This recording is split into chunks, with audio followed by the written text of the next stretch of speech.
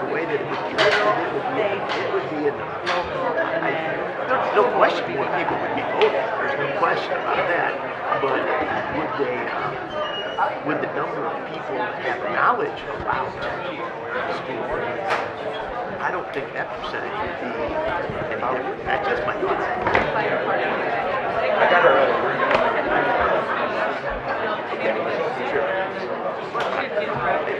I don't know. Yeah. They don't listen to us very much up there. Yeah, I know.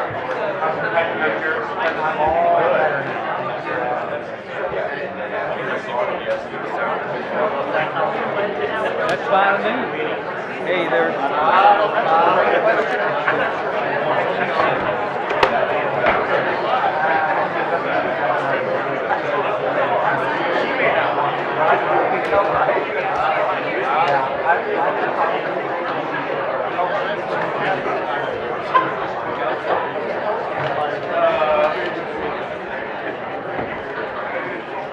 You're moving Steve's. No, okay. Did you put the city on yours?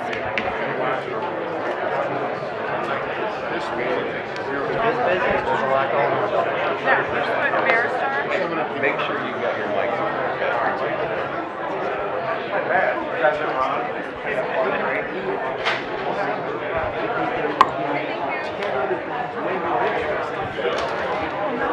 We'll be done with most of it by the time they get in here.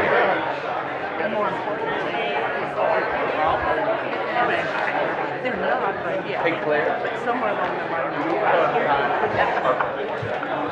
He's here? Why didn't you see him? Mike, straight back.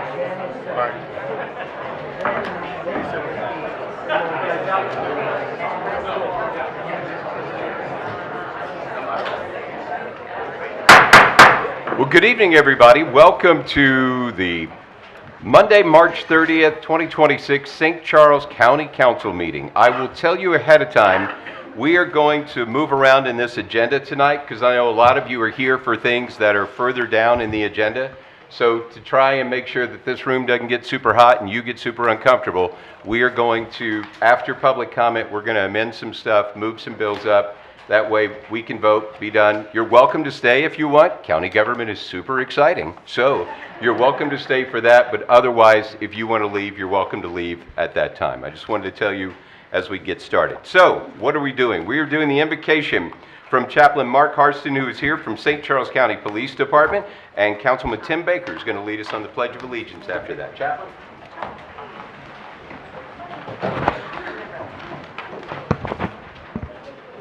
Before we start, could we just have a moment of silent prayer for Sheriff Neer, who passed away last Friday? Just a moment.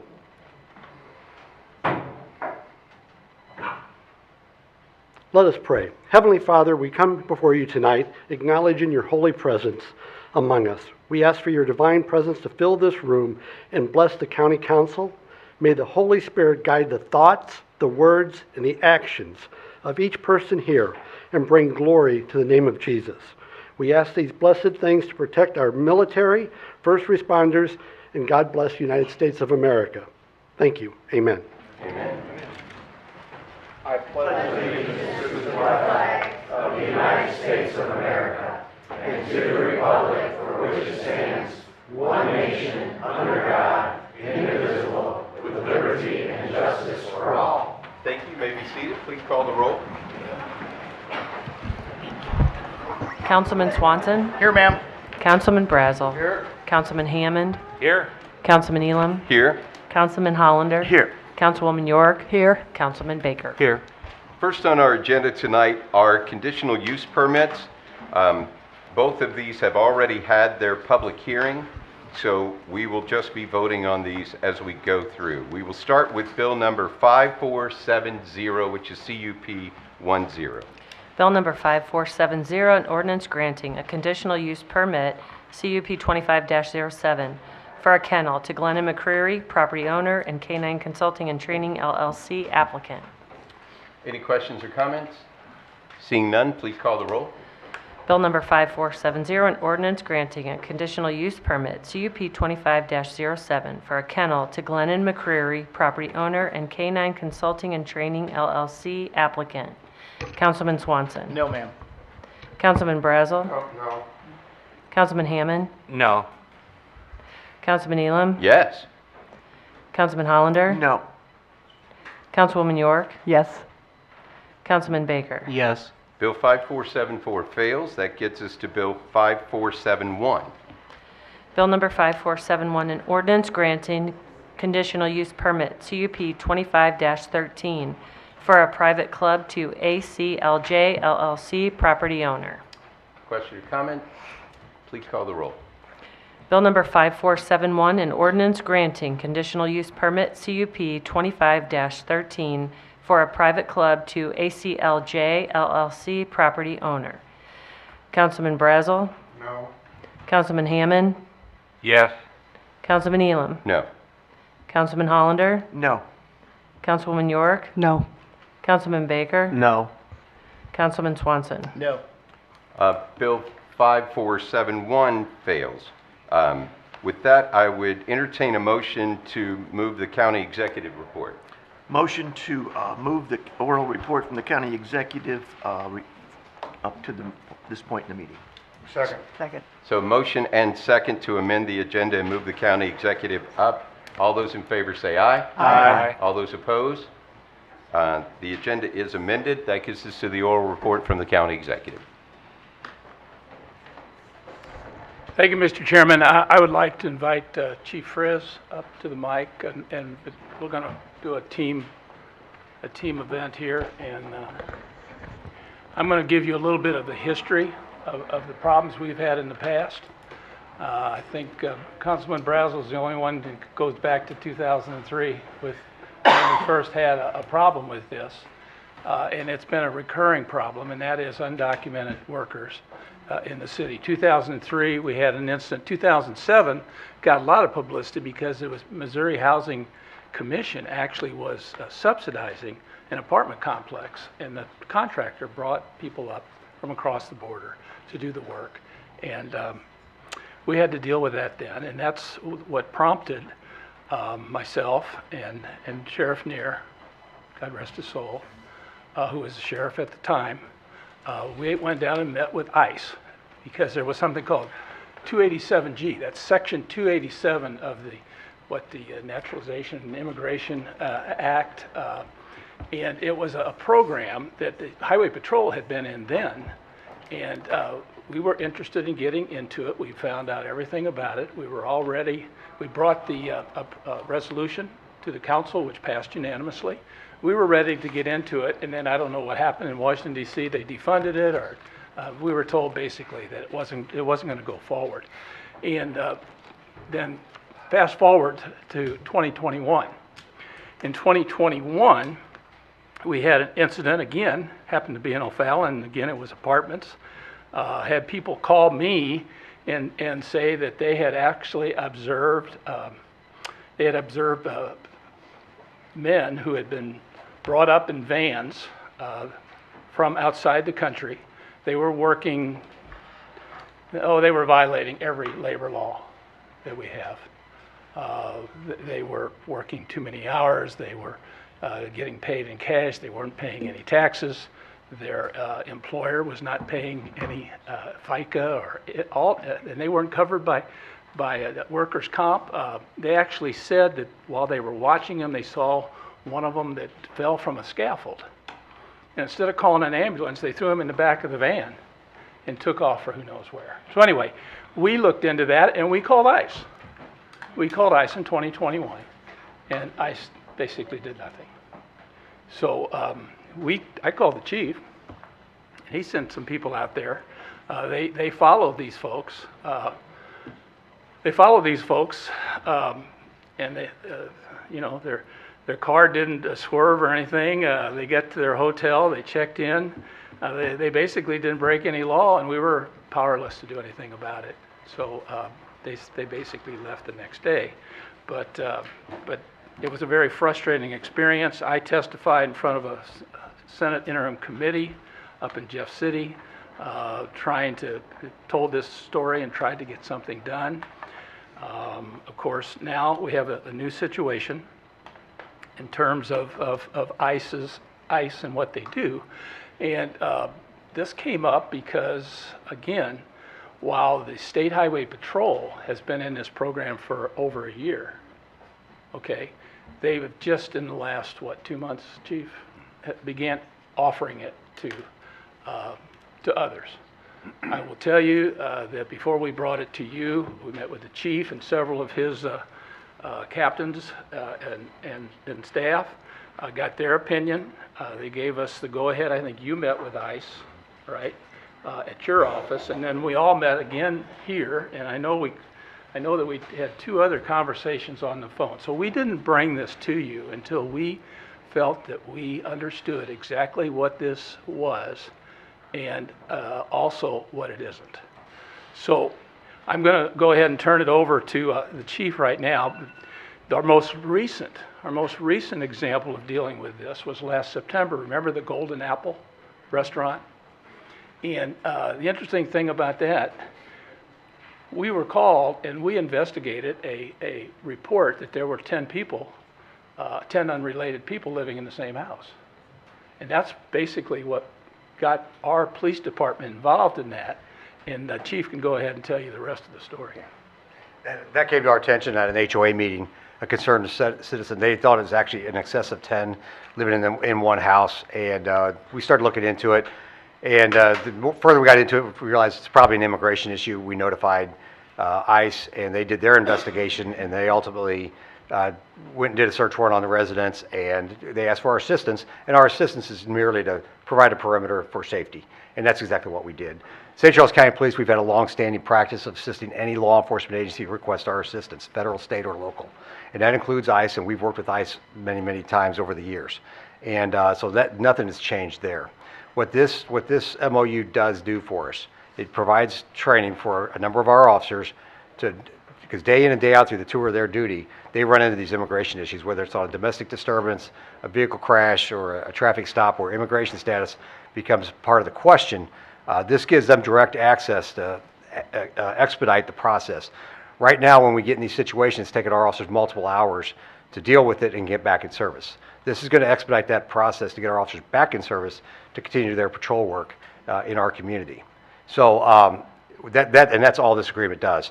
I've talked to agencies such as the Highway Patrol, Jefferson County Sheriff's Department, and several others that have been in this agreement, and it's exactly that. They said the practice in it and the way it's executed is exactly that. The one thing it does not do, it doesn't take our officers' discretion away from them. If they're on a traffic stop and it's for speeding and they don't want to check immigration status when they suspect it might be something, they don't have to. They don't need to do that unless it's part of a situation that's going to resolve a bigger issue. So our officers never lose discretion in all of this. Mr. Baker first. Chief, I got a quick question for you. This legislation, in your opinion, and you're probably the most qualified in this room, do you think this legislation makes St. Charles County more safe or less safe? More safe, definitely. Thank you. Mr. Brown. Hey, folks, I'm letting you know early on, we are not going to do this, right? We're going to go through this meeting in an orderly fashion, and we're going to get through this as grown adults. Please silence your phones. Sorry for getting called out on that, but please silence your phones so we can get through this as quickly as possible. With that, Mr. Brazel. Chief, some of the things we had, some conversations in the last couple of days, and just to be clear here, you see all these signs, abolish ICE, abolish this, you don't want ICE in here. They're not going to be here. It's not ICE, these training classes are online training classes with St. Charles County Police on how to be efficient and effective on this process. When they're doing their job anyway, they're going to do, they're not going to go out bounty hunting, they're not going to go out looking for people who they may think it's not that. That's not what we're doing. We're trying to make it more efficient for the police officers to get back in service so they're not spending 3 and 4 hours. There's not going to be ICE agents running out here with ice jackets on. That's not going to happen. So really everything we're doing is the same, but it's making it more efficient and putting them back on the streets, right? Yeah, there is no ICE operation. There's no county police officers working hand in hand, side by side with ICE agents. Only if they call us to assist them on a uniform presence, we'll do that. But day in and day out, we're not patrolling around looking for someone that might be illegal. That's not what we do. It's not what we've ever done. And we will not do that. Correct. Chief, you might want to talk about the language that doesn't require us to do anything that's not in our own procedures. Yeah, obviously, this doesn't put us under ICE control. It doesn't make us follow things that are outside our procedures, but our ICE procedures. It's not that at all. We follow our officers will follow our policies and procedures. You know, we're an internationally accredited agency. We do things at the highest level, and we follow the highest standards, and we'll continue to do that. This changes nothing. Any other questions for Chief or County Executive?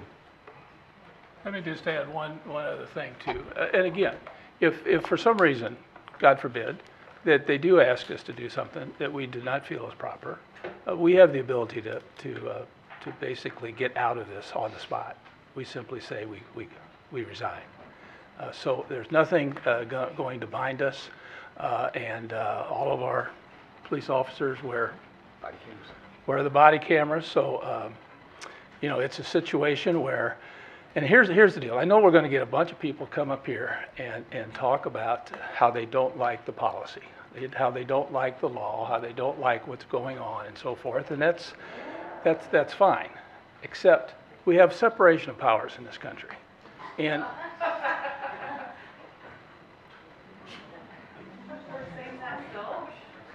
Ma'am? Not interactive. Thank you. And when all of us, and me, and Chief, and every elected official who is in this room, when we take an oath and raise our hand, we take an oath to uphold the Constitution and laws of the United States of America, as well as the state of Missouri and our local ordinances. All right? So our police department doesn't get to choose which ones they like and which ones they don't like. And those of us who like what we've got are happy with it. Those who do not, their remedy is to go to Congress and get the law changed. Okay? And if they don't like the law, that's what they should do. But we are the chief, myself, everybody over here, we're the executive branch. We simply are enforcing the law that's on the books. And if we don't do it correctly, then we have to answer to the third branch of government, which is the judiciary. So there are all kinds of checks and balances here. And if you don't think they're sufficient, then we're just going to ask you to trust the chief and his people and me and my staff. Thank you. Thank you. With that, that'll move us on to public comment. Now, normally with our rules are 3 for and 3 against on every issue. But tonight, obviously, there's a lot of you who have strong feelings about particular topics. So we're expanding that out to do 6 and 6 on each issue. So we're doubling that tonight. You know what? I could let everybody speak and there'd still be people who weren't happy. So we're going to go with that. Lori is going to call out the names. When she calls your name, please come up. Regarding Bill number 5474, Jose Lardizabal from St. Charles, Missouri. Another thing to remind you, so the clock in front of Mr. Swanson is going to go to 3 minutes. You have 3 minutes in which to say your comments. After your 3 minutes, a buzzer will sound, the alarm will sound. I'll thank you for your comments, invite you to step down, and we will have the next speaker come up and speak. Welcome back. Hi, good evening, everyone. My name is Jose Sarmiento Lardizabal, and I live in St. Charles City. And I lost my glasses. If you found a set of glasses in yellow casing, those are mine. Now, I am here in front of you to speak against this bill to invite ICE to work with our law enforcement to train them, because I've seen what ICE has done. Now, I firmly believe that the chief and Mr. Ellman actually are honest in what they said. I trust them. I just don't trust, ICE, because there have been countless incidents over the past few years of them not living up to their deals. For example, in Florida, the infamous alligator Alcatraz, I don't know if you've heard, but they did not get reimbursed for it. They are on the hook for $1 billion to run that facility. And as for the incidents that he mentioned with the unnamed company that hired those undocumented immigrants, as well as the Golden Apple, I must ask, why was there anything done to the unnamed company that hired those undocumented immigrants to work here? Why is the Golden Apple still open if they broke the law? Like, imagine if I sold counterfeit purses on the sidewalk and you arrested all of my customers but didn't arrest me. I mean, would it not be more efficient to take out the ones selling the counterfeit things? For the record, I don't sell counterfeit things. Also, there was an incident in Troy, Missouri, where this grandmother, who was born in Ireland and has Irish citizenship, she bounced a check worth $25 about 11 years ago, and she paid for it. She did her time. And she was arrested, and she spent about, I believe, 5 or 6 months in a facility in Kentucky. It was only with the intervention of some of our local politicians that she was able to go back home to Troy, Missouri. So yeah, while I do believe that Mr. Ellman and the chief are acting in good faith, I don't trust the cold ones to reciprocate. And since there's a lot of people here, I will just end it here. Thanks. Thank you.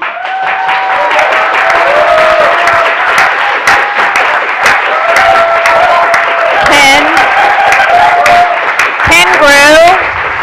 Nora, hang on. Ken Grew, bill number 5474. Ken.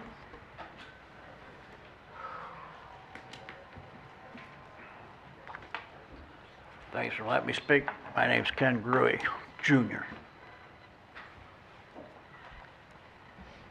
I do not trust ICE or anything to do with our leader right now. I trust God. And please, keep politics out of it. We're all children of God. We should act like it. We shouldn't act like. I don't want to get into what I'm going to say, but I'm saying it anyway. He said he wished he had generals like Hitler had. Now, did he not say that? If not, I'll kiss your ass on Grand and Olive. So please, no ICE for the dead and the living.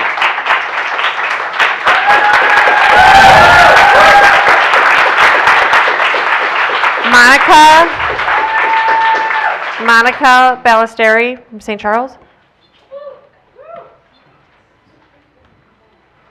Good evening. My name is Monica Ballesteri, candidate for St. Charles County Council, District 7. I support our local law enforcement. I've worked in public safety, and I know our officers do difficult, dangerous, and essential work every single day. They deserve our respect, our trust, and the resources they need to do their jobs well. And that's exactly why I'm opposed to Bill 5474. This agreement doesn't strengthen our police department, it burdens it. When police are tasked with enforcing federal immigration law, it pulls them away from protecting this community. We don't need this agreement to communicate with ICE. The communication, information sharing, and cooperation with federal authorities already exists. What this agreement does is go a step further. It shifts responsibility, cost, and liability onto our county and officers. And that's a line we don't need to cross to maintain effective coordination. The county has stated that they will not accept federal reimbursement funding. That means that every dollar, including salaries, overtime, training, travel, and administrative costs, would eventually come from you, me, and everyone in this room, the taxpayers. In Harris County, Texas, the program cost at least $675,000 annually before it was ended. Some jurisdictions have had to reallocate funds, cut services, or use their reserves. These are real outcomes communities have faced by signing this agreement. Even more concerning, the federal government does not guarantee legal protection for local officers. If something goes wrong, our county and potentially our officers will be left holding the liability. That's not supporting our police. That's putting them at risk. We have to be honest about the reality officers are working in today. In a time when trust in law enforcement is already strained, adding responsibilities that tie local police to federal immigration enforcement risks deepening that divide. When people fear police interactions could lead to deportation, they stop reporting crimes and stop cooperating, which leaves communities less safe and places even more pressure on the officers we're asking to serve our community. Our officers should be seen as protectors, not as a pipeline to federal immigration enforcement. I support our police by asking them to do what they do best, serve and protect this community, not act as agents of a federal immigration agenda that they didn't sign up for and that we cannot afford. So I urge this council to take a step back and ask a few simple questions. Does this agreement make our community safer? Does it strengthen our police department? Or does it ask them to do more with less at a greater cost, a greater risk, and with less trust? Thank you.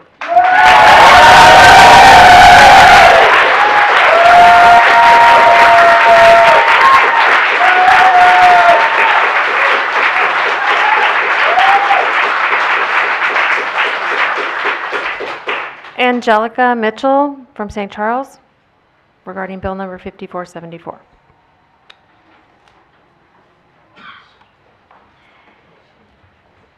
Good evening. I am a proud resident of St. Charles, so happy to be here. I am a daughter of immigrant parents, a proud Mexican American, and also a concerned educator. I have the honor and delight of supporting our multilingual and immigrant families, and I stand here today with my privilege to speak on behalf of my immigrant neighbors and the community I love. I am concerned about the impact the task force model of 287G will have on our neighbors. Over the last year, I have seen the impact ICE has had on our students and families. Families have been torn apart. Lives have been disrupted. Our immigrant community is living a different reality. Their ordinary day-to-day activities have become risks. Going to the store, going to work, driving to school, uncertain who they can trust, uncertain if the police are for them or against them, uncertain if they will be given a fair chance. There is increasing fear, anxiety, and instability for our students and families. Families are being separated, and there's increasing economic instability for our families due to detentions and deportations. Many asking, how could this be? I did all the things. I kept my immigration appointments. I never received a court date. It's disorienting. Their growing trauma is heavy and suffocating. Many of my colleagues see this, feel this, hold this with care and great concern. The suffering of our community impacts us too. Our immigrant neighbors deserve to feel safe and to feel a sense of belonging in a community where they too make substantial contributions and where they too deserve an opportunity to thrive. They are not dispensable services that we only welcome when it's time to change a roof, our siding, or when we need cooks and dishwashers and our grass cut. Immigrant neighbors have stories, they have dreams, they have a hope for a better future, and they want a fair chance. Council, we cannot allow othering to permeate our communities. We cannot let faulty narratives dehumanize our neighbors. We cannot ignore the criminalization of our neighbors. We cannot remain unbothered by the aggressive bounty hunting of our brothers and sisters in Christ who are image bearers. Signing a Task Force Model 287G agreement will turn our local law enforcement into a show-me-your-papers force. Thank you, ma'am. Thank you.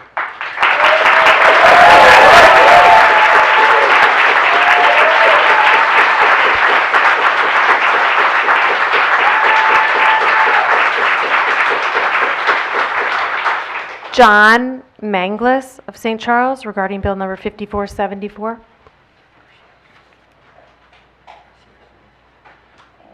Okay, like I said, my name is John Mangles. I've been a resident of St. Charles County for 30 years. First off, I'd like to say I have nothing against the police, Border Patrol, or ICE, if they're doing their jobs correctly.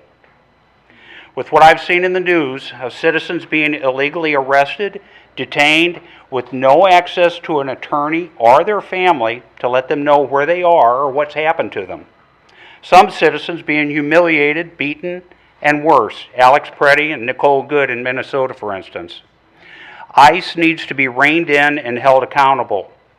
They need to be properly trained, which, from what I've seen, they're not properly trained.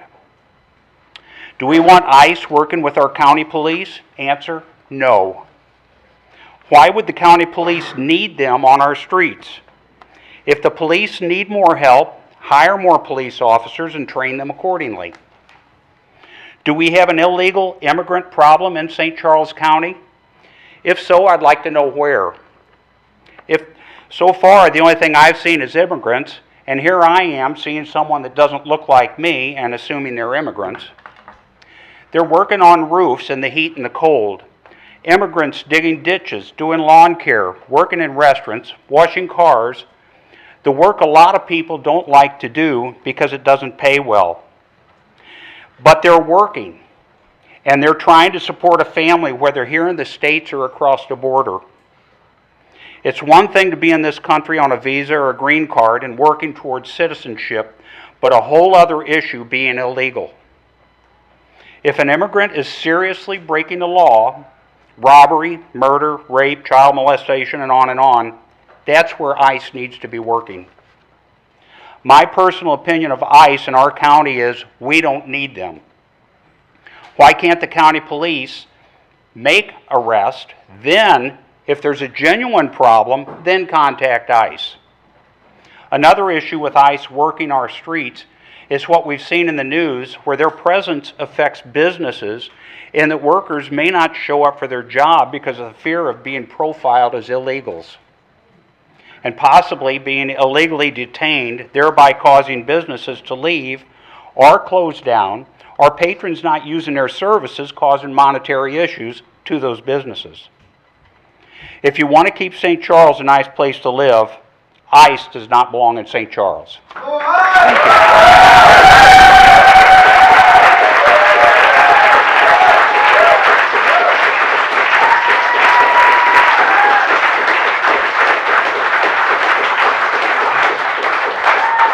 Joseph Pizzulo.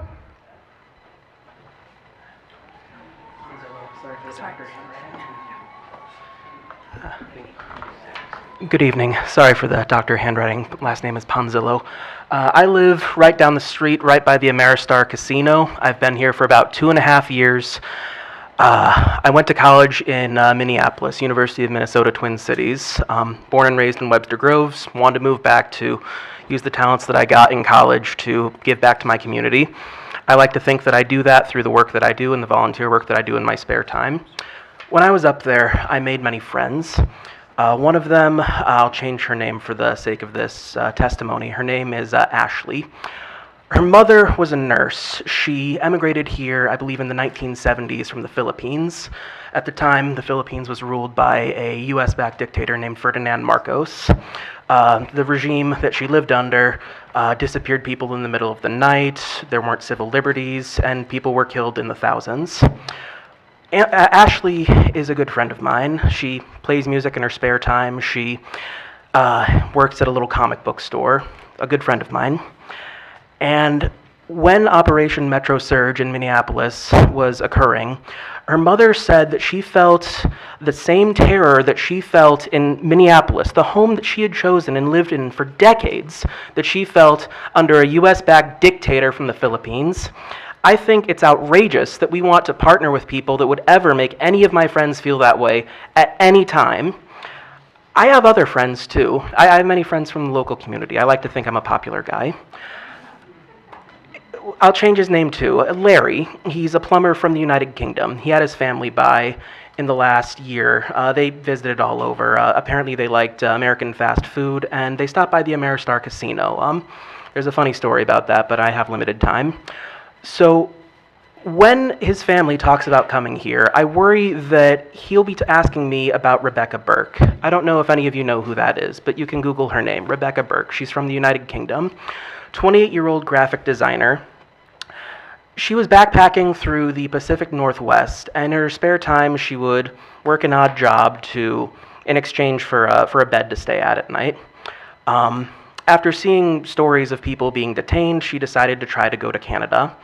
And when she crossed over the border, because she listed that she was there on a tourist visa and not on a working visa, because, again, she did overnight work, she was sent back to the United States and promptly detained. She spent 3 weeks in a detention center in the United States for the crime of putting down a wrong checked box on a form. If I have friends who want to come here and enjoy the wonderful amenities that St. Charles can offer to the community, I cannot in good conscience recommend that they come here if there is a partnership with the people that have terrorized my friends and have terrorized other people in this country. I cannot do that. And I'm asking you, even if you don't believe that this is an issue of human conscience, at least look at your pocketbooks and see that this is not in your interest.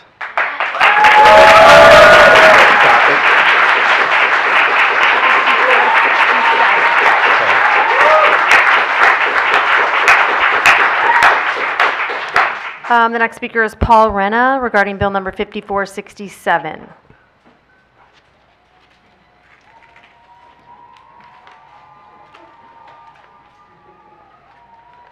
Hello, Council. My name is Paul Renna. The last item on the agenda tonight is CUP 25-10, the Defiance Ridge Vineyards. I live 400 feet from the proposed Defiance Ridge Event Center and parking lot.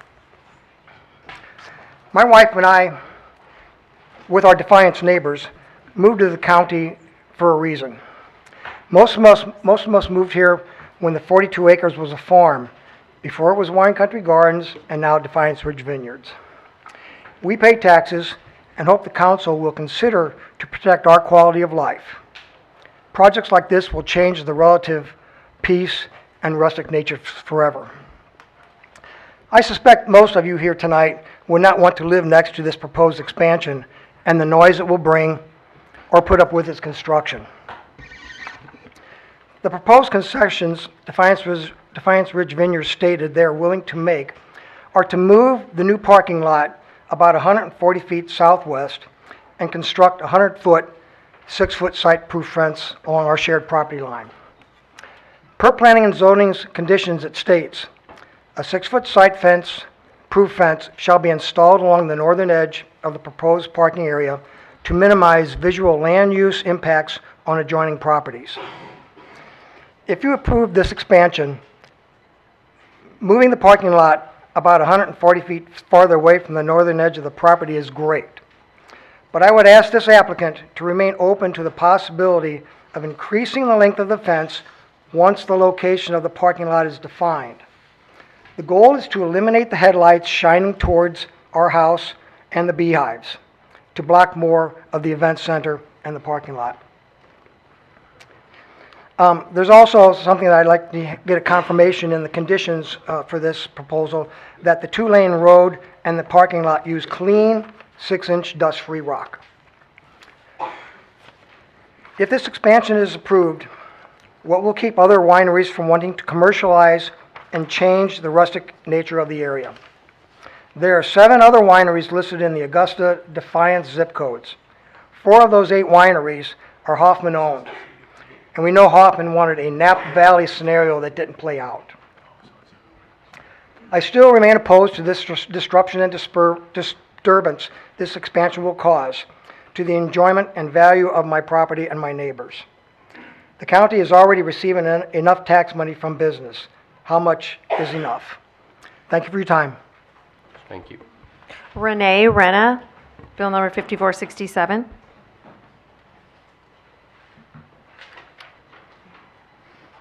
Good evening.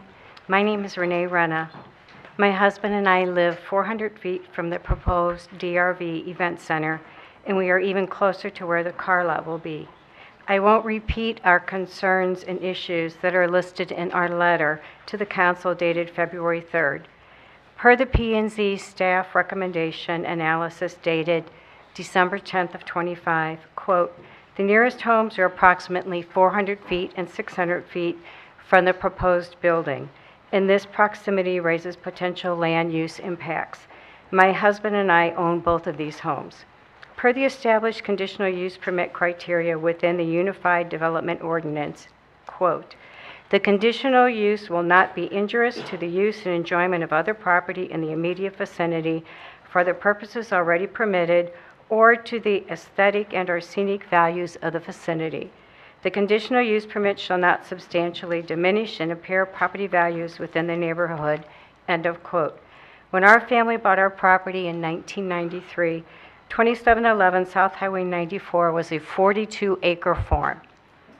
In 2018, during the Defiance Ridge Vineyard's first CUP 17-14 request, Mr. Weber's PowerPoint slide titled, quote, "Protection from Noise," assured P&Z that the protection from noise issue was buffered by trees and the closest residence from the patio to the north was about 1,000 feet from their current venue. Therefore, our residents at 85 Holden Road wouldn't hear the music from their outside patio. Our house is 1,000 feet from DRV's current restaurant patio now, and we do hear the music and the car noises and the fireworks. Imagine if you owned and lived in our house, which will be only 400 feet from the proposed event center and even closer to the car lot. What would you hope and pray this council would do? We are zoned agriculture, and so is Defiance Ridge. This proposal is a transitional change to our life and to many of our Defiance neighbors. The requested amended CUP goes way beyond the applicant's use and representations and findings for why the current CUP 1714 was granted in 2018. This amended CUP significantly departs from the factors that lead to approving the original CUP in 2018.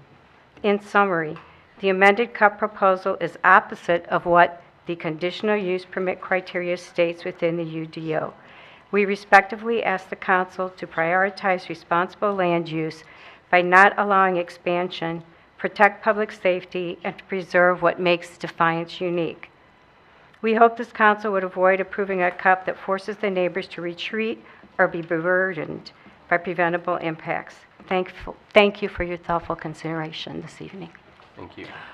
Russell Henderson, Bill number 5467.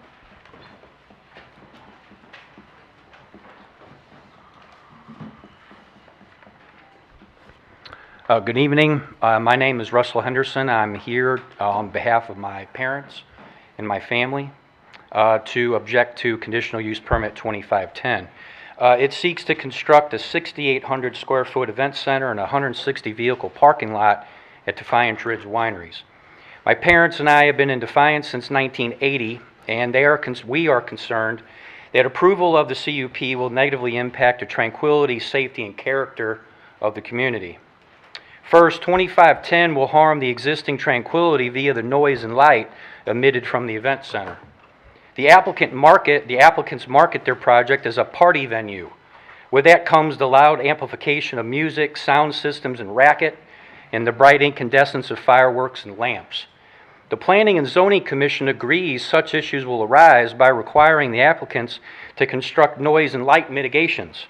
However, no landscape buffer, privacy fence, or dark sky bulb can fully moderate the cumulative amount of clamor and glare that will arise with the addition of 5 more alcohol-infused business hours, 18 light stands, 160 cars, and the 400 patrons the amended CUP envisions. In our view, it imperils the quiet environs and the starry skies that drew us to Defiance over 40 years ago. Second, the party venue poses a safety issue by significantly increasing the amount of traffic on Highway 94 and surrounding roads. Area residents know those roads around Defiance are a challenge. They're twisty ribbons with slim shoulders and many blind spots. Over the years, we have seen, and county statistics confirm, a steady climb in auto accidents and fatalities around Defiance, especially on weekends. We have experienced the driving dangers when unsober tourists attempt to navigate the unfamiliar dicey roads. 2510 proposes to put hundreds more such drivers onto those very roads. We shudder at the hazards that will arise with the density of alcohol-impaired motorists attempting to drive away from the party venue on difficult roads in the rain, in the snow, and in the dark. In our view, the elevated threats to public highway safety posed by the CUP are simply too great for the local road network and volunteer emergency services that bear. To be clear, we wish Defiance Ridge well. Over the years, we have seen that property evolve from Chip Engerlage's farm to a nursery to their winery. We believe, however, that constructing a 6,800 square foot building and a 160 car parking lot is out of character for the community. Simply, the party venue will indelibly wreck the serenity and security we moved out of St. Louis to obtain and have labored over 40 years with our Defiance neighbors to sustain. We humbly request that the light, noise, and traffic implications of CUP 2510 be comprehensively studied before the council takes action. Thank you, sir. Thank you for our attention. Michael W. on bill number 5467.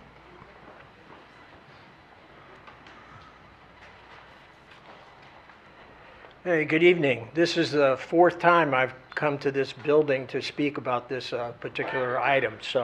And what I'd like to say tonight is that the Defiance Ridge Winery is zoned agriculture.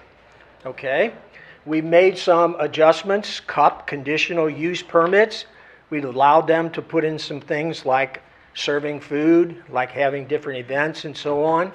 On the weekends, all of the wineries in that area, there's 3 that are very close, Defiance Ridge and Sugar Creek and the other one that's located there too. And they have music from 1 o'clock in the afternoon until 4 p.m. And that, you know, that's okay, that's fine. It's not disturbing too many people. Although we do hear the music, and when I'm out mowing grass, I can actually sing along. But there's a lot of events. And as a matter of fact, this current cup, or they want to adjust, says that they want to build an event center. And that's where I'm coming from. They have too many events. During the last few months, they have trivia nights, $25 per team. Okay? Does the other wineries charge money? No, it's an event. It's a commercial event. Okay? They have bingo night. Once again, a commercial event. It's not agricultural. What they're doing now, you know, is changing from agricultural to commercial. Now, with that in mind, they have rock band concerts, they have fireworks displays, so there's a lot of different things occurring on this winery that don't really fit with what the original intent of this was about.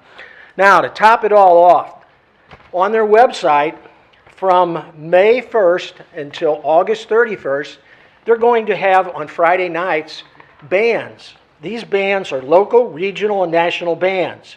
Admission is $20 per person.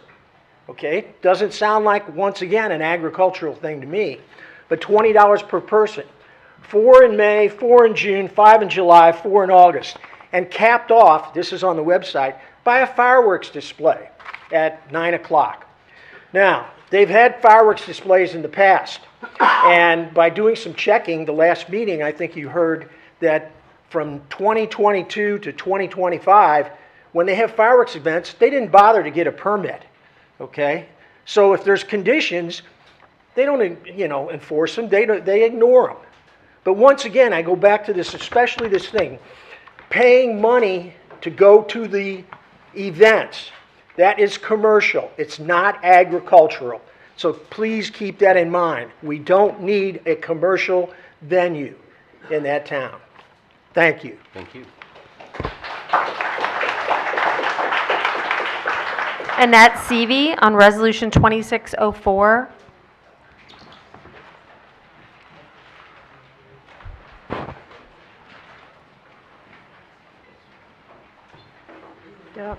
Hope I can see from here. Good evening, council members. My name is Annette Seavey, and I live in Defiance. I'm speaking in favor of Resolution 26-04, supporting the Missouri Senate Bill 1002, concerning the date of school board elections. I believe moving school board elections from April to November would do the following. First, create higher voter turnout. Currently, school board elections are in April, and the average turnout is about 14%. November elections draw more voters, between 52 and 75%, depending on the election races. More voter involvement leads school boards that better reflect the broader community, not just highly engaged or organized groups. With more voters watching, candidates will feel greater pressure to communicate clearly, participate in debates, and be transparent about their positions. Second, lower election costs. Running an April election costs about $600,000 for staffing, equipment, and administration. Combining elections will reduce the costs for all of St. Charles County. Third, increase public awareness. November elections receive more media coverage, advertising, and public attention.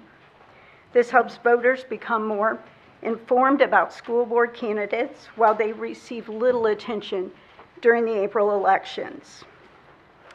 Next, simplify public awareness. More election dates make the process more confusing for our voters. Fewer election dates will help people plan ahead and vote more consistently.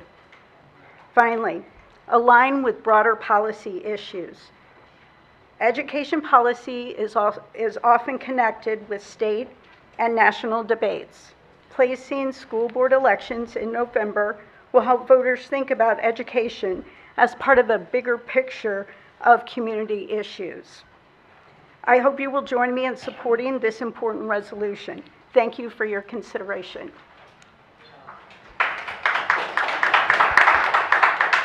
Maggie Biesenthal, Resolution 2604.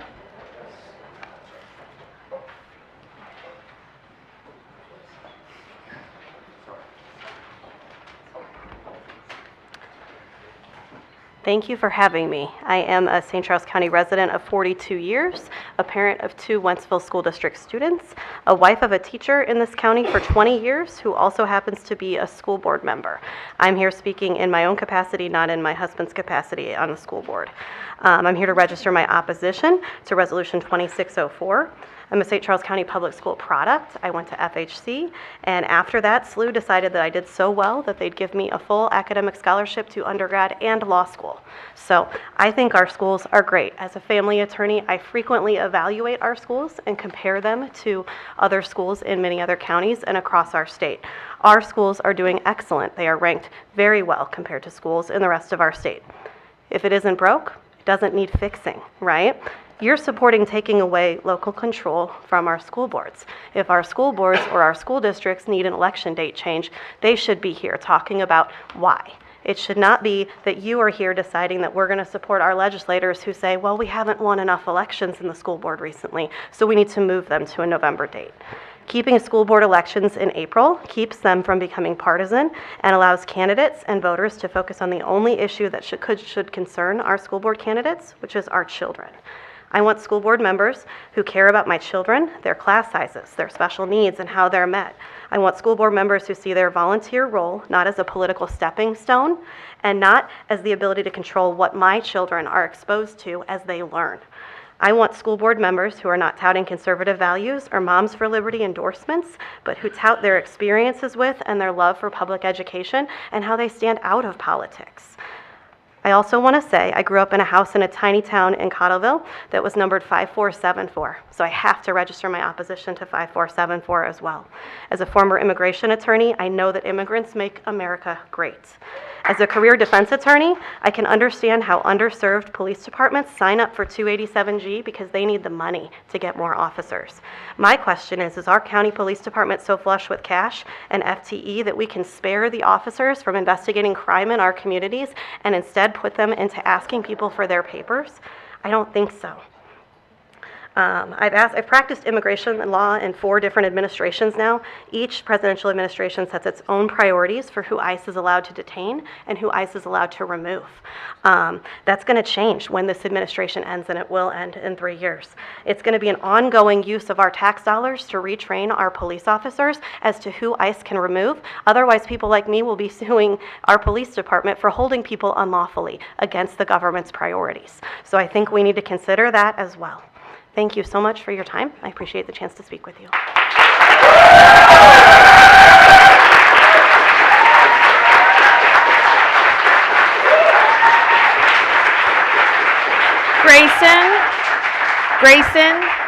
Grayson Jostes, Resolution 2604.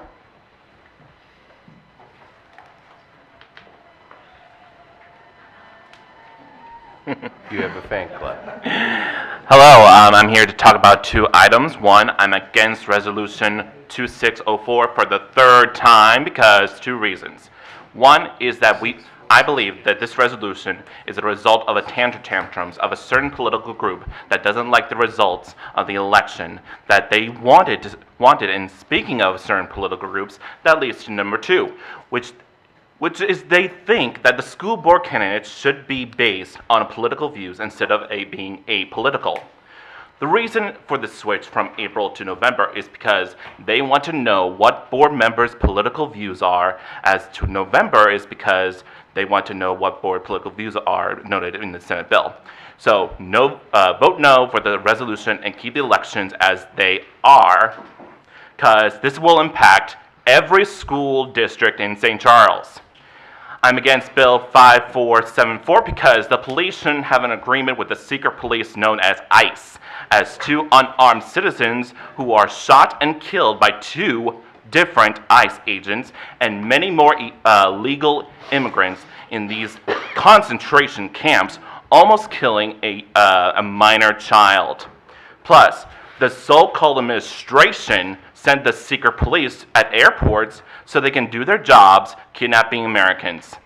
We haven't had any updates on the two ICE agents that killed Renee Nicole Good and Alex Peretti. Again, Renee Nicole Good and Alex Peretti.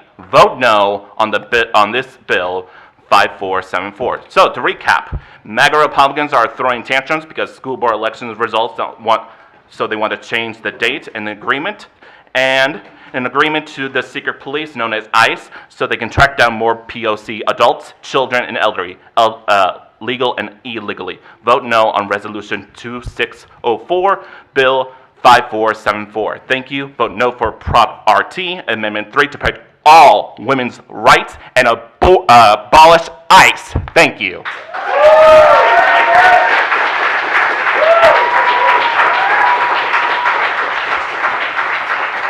Jamie M. on Resolution 2604. Jamie.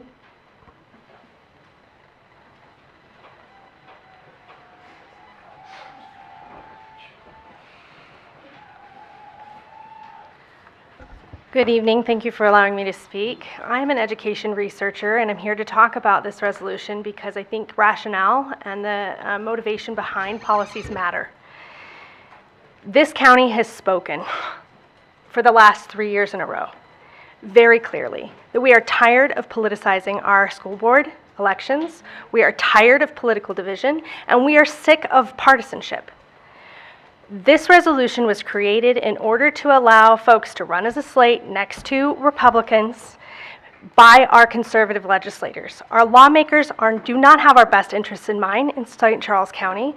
They're not looking to improve our children's education. They're not looking to make our elections more fair. What they're looking to do is benefit from party lines, and we don't want that, right?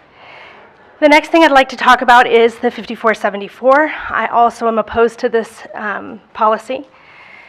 Look, I think we would be fools to think that the folks who we are cooperating with are trained or professional. We've seen very clearly that they are not. We can be assured as well that there will be no cost associated with this and to our officers, which I'm reading in the news. But that really is confusing to me because unrest isn't free and training isn't free. Learning to do new tasks isn't free. So there's no way that we would avoid cost on this policy. I'd like to tell you a very short story.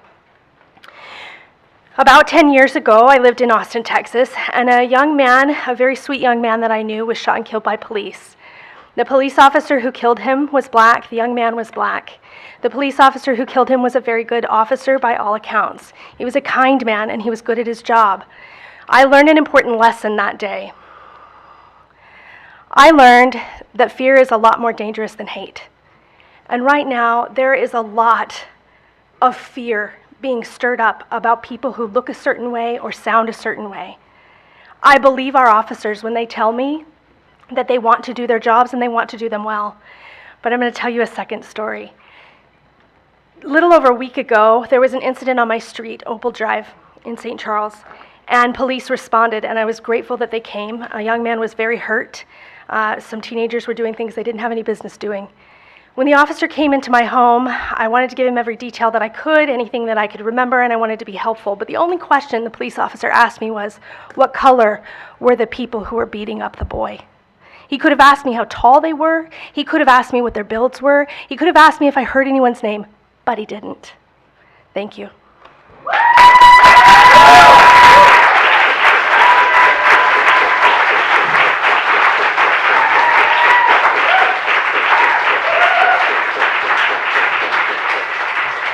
Karen O'Hearn regarding Proposition RT. Good evening. My name is Karen O'Hearn, longtime St. Charles resident. St. Charles County is facing huge funding cuts to the St. Charles Fire, EMS services, public libraries, disability services, St. Charles Community College, and especially public schools if Proposition RT passes. This is only on the ballot for political reasons, which we keep hearing over and over again tonight. This is not a problem that needed to be solved. We need tax reform. This doesn't reform taxes. This just pulls the revenue stream away from the people who really need it, who live in St. Charles County. They did not provide a plan for replacing the resulting revenue flow for these public services, and it will result in an onslaught of sales taxes and tax levies that probably will not pass. These funding reductions will certainly result in a reduction of services, larger classroom sizes, fewer bus routes, fewer libraries for our community to use, and they are used in St. Charles County. I go to meetings, I go to all kinds of events at the library. Our county leaders have failed to speak out against Proposition RT. Some have said that it does not impact the county, just the municipalities and public schools. Public schools can just get out there and raise some more money. I can tell you as a board member, I'm not here speaking as a board member, but I know it's not so easy to pass tax levies anywhere. Property taxes are equitable. Sales taxes are not. Sales taxes are a tax that hits the middle income and the lower income the hardest. We need to make sure that Prop RT does not pass in order to keep the citizens of St. Charles County safe and educated. Sales taxes are regressive. Property taxes are more equitable. Some leaders have said that sales taxes are paid by outsiders or tourists. I am not a tourist, but 95% of my purchases are made right here in St. Charles County. Those sales taxes will hit my family hard if they pass. So please vote no on April 7th and take just a little time before Election Day next Tuesday to voice your opinion. Some of you maybe already came out against Prop RT. It's a politically motivated proposition that is not well planned. Vote no.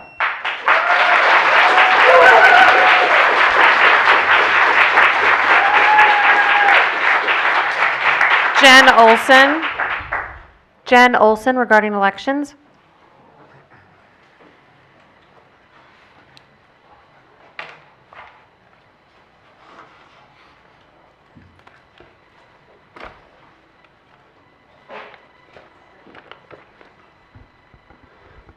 Hello, I'm Jen Olson. I'm speaking on Resolution 2604, supporting and urging the passage of Bill 1002 in the Senate. Here's some reasons to support moving school board elections to the August or November ballot. 1, campaign time and weather. As a school board member, I have a larger constituency than all of you.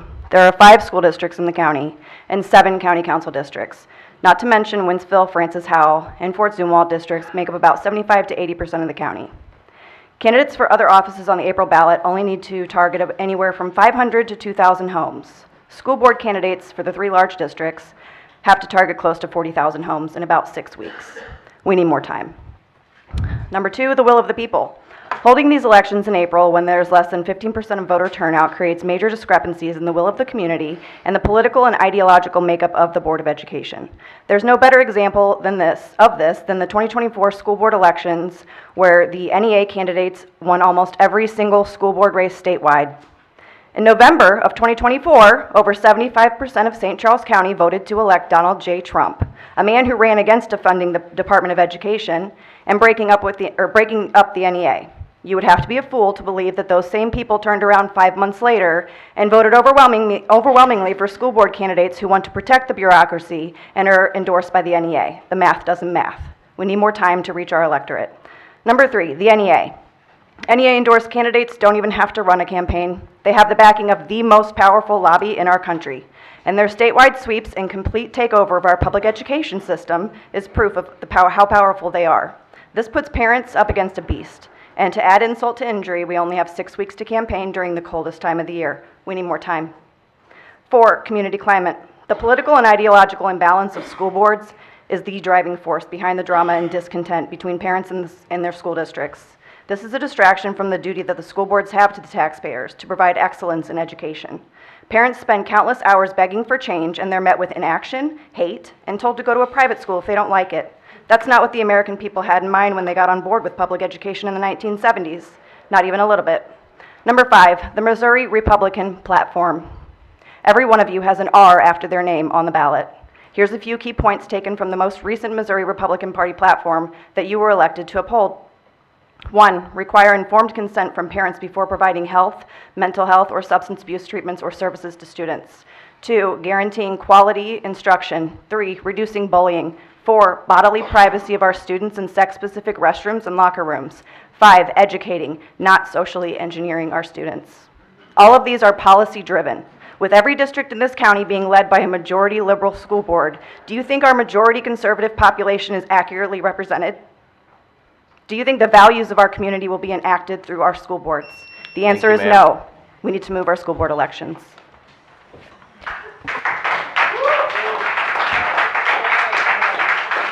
Arnie Dienoff, regarding agenda and non-agenda item.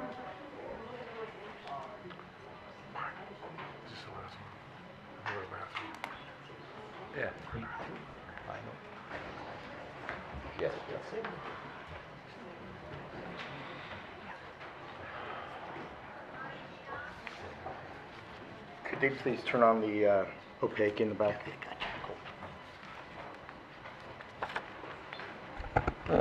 Thank you very much, Mr. Chairman, members of the County Council. My name is Arnie C. A.C. Dienoff, County Public Advocate. I'm running for college trustee on April 7th in the O'Fallon City Council.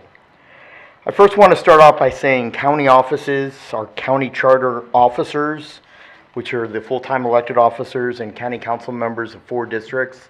The odd numbers are up this election season. State offices are 12 House members are up this year. Township committeemen and township committee women are up for the August primary. Tomorrow at 4:59 p.m. is the deadline to file. The county offices are filed at the County Election Authority on Turner Boulevard off of Missouri Highway 79. If you want to file for state office, you have to go to the Missouri Secretary of State on North Main Street in downtown Jefferson City on the 3rd floor, the election division. Contact me if you need help filing. My cell phone is 314-440-9000 or Arnie Dienoff, D-I-E-N-O-F-F at mail.com. The municipal and special elections, which is the sheet that's on the overhead, there's a handout that was prepared by our county election authority. I just wanted to say that's coming up very shortly. We're into the 2-week period, early no excuse voting until April the 6th. Voting day is April the 7th between 6 a.m. and 7 p.m. There will be a lot of sales tax issues, questions, and the property tax freeze for all districts of our county assessed valuation on personal real estate. On the agenda tonight, on the consent agenda, $3.3 million is being spent on the consent agenda bills, which you really gloss right over. Ones that I have concerns are the community development, Habitat for Humanity in the amount of $400,000. I'd like to hear some better questions about community development block grant funding. And then the forestry bucket truck in the amount of $217,000, which we're buying out of our county. The purchase of 12 county vehicles, $510,000 to St. Louis City, not supporting our economy here locally in our own county. And the purchase of another 9 vehicles from Broadway Ford in the city of St. Louis and not supporting our economy. The Parks Division professional services in the amount of $192,000 for the Heritage Museum assessment. Why are we not doing that in-house with the current city staff? And the appointment to the road board, the 3 members, I have some ethical questions about their business field and their relationship to the road board, and if they're making a living off of our road board and the contracts. Thank you, Mr. Dino. And finally, I'd like to say to Kurt Frizz, I know you took some punches tonight, but I support you and I trust my life with you. Thank you. Final speaker. That's going to wrap up our public comment for tonight. With that, I would entertain a motion to amend the agenda to move up Bill 5474. So moved. Second. Motion and a second. All those in favor say aye. Aye. Any opposed? The agenda is amended, so that will move us to Bill number 5474. Bill number 5474, an ordinance authorizing the county executive to enter into a memorandum of agreement between the County of St. Charles on behalf of the Police Department and the Department of Homeland Security to exercise certain powers as authorized by Congress in 8 U.S.C. Section 1357G. Any questions or comments about this bill? No. Seeing none, please call the roll. Bill number 5474, an ordinance authorizing the county executive to enter into a memorandum of agreement between the County of St. Charles on behalf of the Police Department and the Department of Homeland Security to exercise certain powers as authorized by Congress in 8 U.S.C. Section 1357G. Councilman Hammond? Yes. Councilman Elam? Yes. Councilman Hollander? Yes. Councilwoman York? Yes. Councilman Baker? Yes. Councilman Swanson? Yes, ma'am. Councilman Brazel? Yes. Bill number 5474 passes. And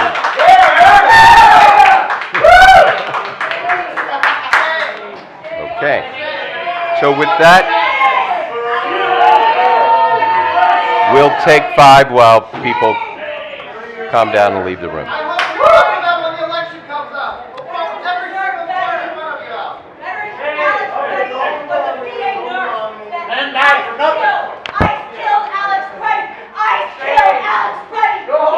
Some of these crazy people. And you're going to bring it on here to our county. Why? Why are you doing this? Why are you going to allow this to happen in our county? What is wrong with you?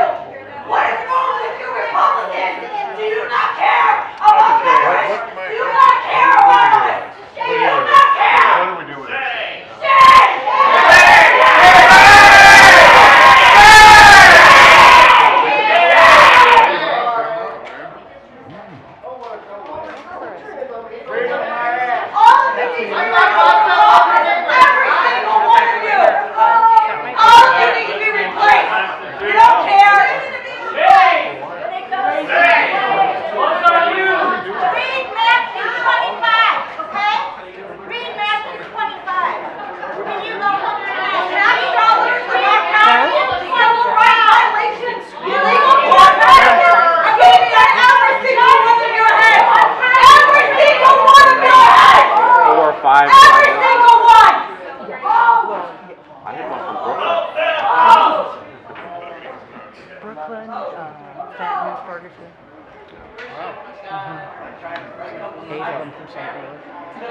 There will be a record of this forever. Who you sided with. When American democracy was at stake, we know what side you are on. It's Joe. You do not care about freedom for the people in America. Peter protectors.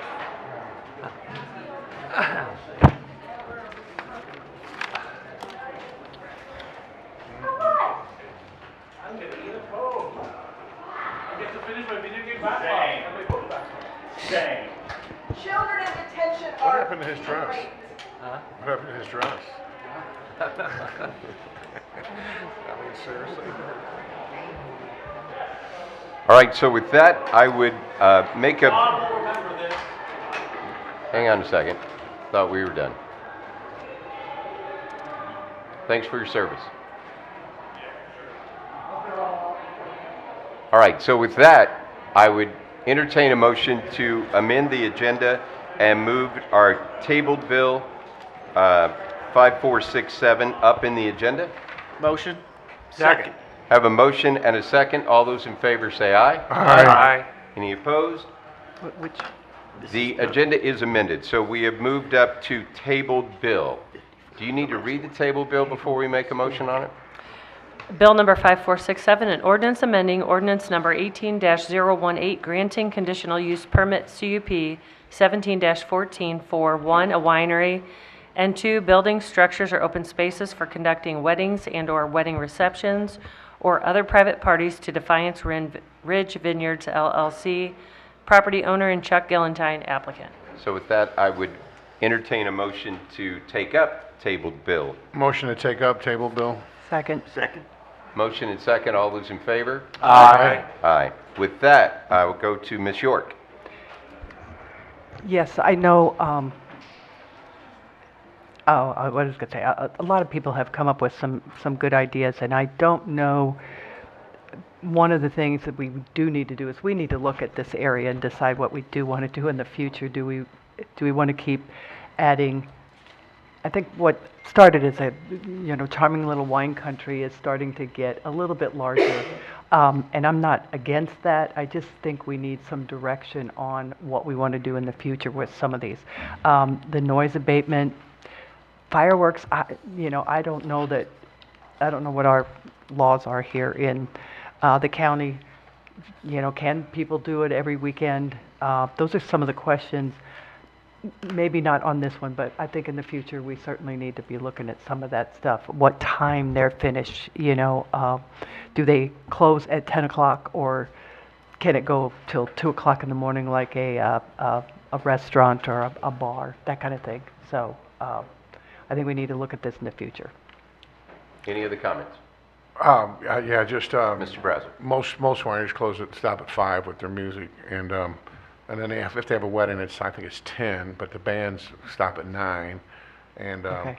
so as far as traffic, real quickly, when Hoffman bought 4 or 5 of the wineries, the traffic was much more greater than it is today because those wineries are dead, basically. And so it really hurt Defiance, the businesses in town. So the traffic count is way lower. And it's actually bankrupt in Augusta because they don't get any sales tax anymore because there's no business in the wineries. And it's been a problem for them. So the traffic count is way down. As far as, Drew, did just come up here, real quick question. On the change, we met with the neighbors, went over some of the concerns they had about the headlights and the parking lot. You have that added as an additional condition. Is that added, or do I need to make a motion on that? I'll defer to the county staff, but I think you need to make a motion on that. Can Mike come out back, Dave, Steve? Mike, are you available? Get him out of back. Yeah, he's in the back. We asked him to go back there and create more room. They're all hiding.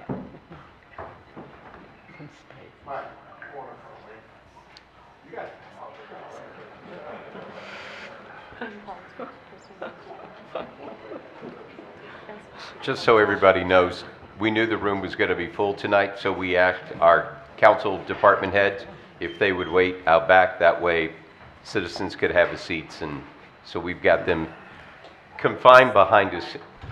And so thanks, Mike, for coming out. Mike, Drew, I just want to make sure, we removed that parking lot and added a privacy fence. That's in the language, correct? Drew? So, or what do you guys? Well, there's nothing in the language. It's the site, the concept plan has been amended. So it's part of the record, though? Yes. So Okay, that's what I want to make sure. If you Yeah. approve it, you will be approving the changes that were being made. Okay. Yeah. Okay, that's what I want to make sure. Yeah. And then, Taking so away, you said it took away a we parking lot? removed a parking lot that's by the property, somebody's property owner. Moved it. Drew, do you want to moved it down. Not removed it, but moved it. Moved it away. yeah. Right, moved it 140 feet south, I think it was. It shrank the size of the parking lot. It's now, instead of 180 spaces, it's I can't see that far, but It's 136. So it has moved it away from the neighbor's property line. It moves to the south. I think it's the same one. West. It's 11 by 17, if you can read that. I think it's the same one. Okay. And just to remind the put it council, on. as far as the lighting goes, it's all, they did a light engineer. It's all down, no shadow lights, no pollution, no light pollution. They also reduced, because of the parking lot being reduced in size, they now have 14 parking lights instead of 18. So there's less light standards. Any other questions, comments? Did you increase the fence line or from before? Yes, so there's a fence now proposed. 250 feet. 250. There's a fence proposed along the north of the parking lot. And so there's still trees. I know there's a prior discussion about doing a fence along the northern boundary line, but then you'd have to remove the trees, which is probably not better for the neighbors. So now the fence, all the trees remain, and the fence is right at the northern boundary line of the parking lot and that little drive up there. It's like a 50-foot buffer of trees. However, I believe the owner of the winery did agree that he would meet with the residents and place it exactly where they wanted after they see where the parking lot was. Any other questions or comments? Yes, ma'am. Yes, I'm sorry. The Friday nights, they're allowed to do that now, that they can have the fireworks, they can have bands and stuff like that, but what's the time? What time did that have to end? So, Play? oh, sorry. So there's in the conditions to the conditional use permit, there's an ending time now for outdoor music. And for indoor music, actually. I think it's at 10 o'clock. So that's what time they'll end. And I just want to clarify, some of the residents were talking about new use or expanded use. It's just a different building. We're doing the same thing. I mean, nothing's changing other than it's a new building designed to be more competitive with other wineries, but it's just a new building. The same types of events that are there right now be the same type of events. So going right in the now, future. they can be there till 10 o'clock at night? Right, music right and now in the everything main else? building, you have the same type of events. Okay, thank you. Anything Plus else? one of the main buildings are not four season rooms. That's true. They're canopies, and they put vinyl up, so it doesn't service them very well when it's cold. Right. Yeah. Any other questions or comments? Seeing none, thank you both. Thank you. Would ask you to read the bill and call the roll. Bill number 5467, an ordinance amending ordinance number 18-018, granting conditional use permit CUP 17-14 for a winery and building structures or open spaces for conducting weddings and/or wedding receptions or other private parties to Defiance Ridge Vineyards LLC property owner and Chuck Gillentine applicant. Councilman Elam. Yes. Councilman Hollander. Yes. Councilwoman York. Yes, Councilman Baker. Yes. Councilman Swanson. No. Councilman Brazel. Yes. Councilman Hammond. Yes. Bill number 5467 passes. That wraps up conditional use permits that we have. And now we should be back to the agenda as originally written, which gets us to the consent agenda. Any items to be removed from the consent agenda? Motion to approve. Motion to approve. Do I have a second? Second. All those in favor say aye. Aye. Any opposed? Consent agenda is approved. That gets us to resolutions. We have 3 tonight. First one is Resolution 2605. Is Michelle in the audience? Michelle Steele? Michelle? Oh, yes, here she is. Thanks for your patience. I know it's been a big one. I'll read it. I have some things, can I hand to you? Yeah, go ahead. I will start to read the ordinance. Our resolution. Resolution 26-05, sponsored by council as a whole. A resolution for the County of St. Charles, Missouri, to recognize the month of April as Child Abuse Awareness Month. Whereas April is nationally recognized as Child Abuse Awareness Month, providing an opportunity to educate the public, strengthen community partnerships, and reaffirm our collective commitment to protecting children.